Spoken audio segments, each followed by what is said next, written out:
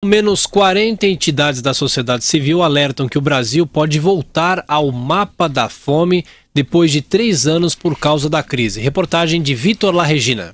A saída do Brasil do mapa da fome é tida como uma conquista dos governos do PT, um resultado que foi comemorado por Dilma Rousseff quando era presidente na Assembleia Geral da ONU de 2014. A FAO informou que o Brasil saiu do mapa da fome.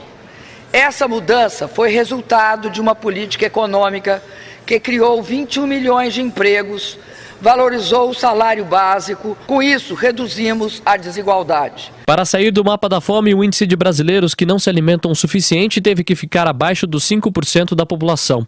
Mas 40 entidades que monitoram os compromissos firmados por países na ONU com o desenvolvimento sustentável afirmam que este resultado está prestes a ser anulado. Na semana que vem, essas organizações vão entregar um relatório nas Nações Unidas afirmando que o Brasil pode voltar ao mapa da fome nos próximos anos. A piora da situação está relacionada com a crise econômica, a maior de nossa história, iniciada em 2014. A presidente do PT, senadora Gleisi Hoffmann, culpa, no entanto, o governo Temer pela situação. Como pode novamente o Brasil estar às portas da fome? É só um governo irresponsável como esse. Foi isso. Primeiro tiraram Dilma, tiraram o PT e agora estão tirando o prato de comida do povo brasileiro. A pesquisa mais recente do IBGE informa que 13 milhões e 800 mil brasileiros estão desempregados. Francisco Menezes, coordenador do Instituto Brasileiro de Análises Sociais e Econômicas e colaborador da ActionAid, duas organizações que vão entregar o relatório na ONU, afirma que os reflexos da crise que vem desde o final dos governos petistas atingem com mais força os mais pobres. Você observa que as populações mais pobres são aquelas que estão sendo mais penalizadas por esse quadro resultante da crise e da forma como ela está sendo enfrentada. O Ministério do Desenvolvimento Social e Agrário afirma que não pretende ampliar o Bolsa Família. O governo Temer garante que conseguiu zerar neste ano a fila do benefício e promete lançar um programa neste mês que incentive que os beneficiários entrem no mercado formal de trabalho. É só essa questão de mapa da fome, então precisa tomar muito cuidado com os dados no Brasil, grande parte deles são absolutamente irreais, né? Quando a Dilma foi à Assembleia Geral da ONU, que é ridículo falar desses dados, ninguém sabia nem do que ela estava falando, né?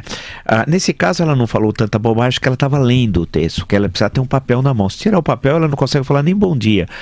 Então, e esse negócio de falar na Assembleia Geral da ONU de assuntos internos do Brasil é ridículo. Quem começou isso? A primeira vez que um presidente brasileiro foi falar na Assembleia Geral da ONU foi no governo Figueiredo, em plena crise da dívida, né, da dívida externa lá em 1982, que começou com o México, se espalha por vários países, inclusive o Brasil, né?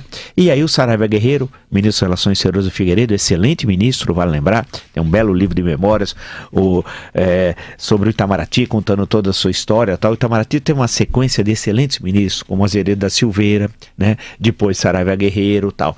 E o Figueiredo foi lá pela primeira vez, um presidente brasileiro, foi à Assembleia Geral, dali virou festa. O Sarney aproveitou, foi todo ano, né? Citava poetas do Maranhão que ninguém sabia quem era, que eram amigos deles de infância dele, de adolescência, e por aí vai. E os outros foram indo, tal. E é uma coisa pequena, caricata, tal. E a Dilma foi lá e falou uma grande bobagem. Não foi o governo PT que acabou com a fome do Brasil, isso é uma farsa. A fome estava presente. O que foi criado uma série de programas, né?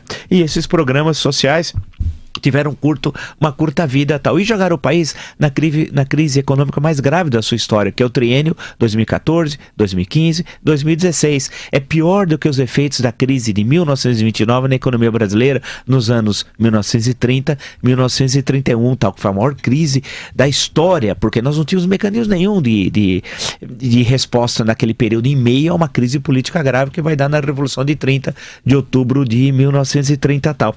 Então, essa história acabou a fome, era tudo balela. É que pegou esse mote, que em termos do exterior pega muito bem. Lembra-se que no primeiro governo Lula criou o programa Fome Zero, com o Frei Beto, que foi um desastre, foi um verdadeiro desastre. Ministro Graziano, lembra, professor? Graziano, José Graziano, isso. E aí vinha o Frei Beto. O Frei Beto conta num pequeno livro de memórias, pavoroso, por sinal, mas que eu li por obrigação de ofício, quando eu escrevi A Década Perdida, 10 anos do PT no poder, né? Fui obrigado a ler, inclusive, vale lembrar que o Frei Beto escreve, só um parênteses, dizendo que o dia que o Lula nasceu, a sua mãe, Dona Lindu, o levou. Quer dizer, ele era o salvador. né, e a dona Lindu, a Virgem Maria. Esse é o Frei Beto, aquele que disse que a nova humanidade ia surgir do amor entre Che Guevara e Santa Teresa d'Ávila. Fecha parênteses, voltando ao nosso assunto aqui, só para ver como é o Brasil.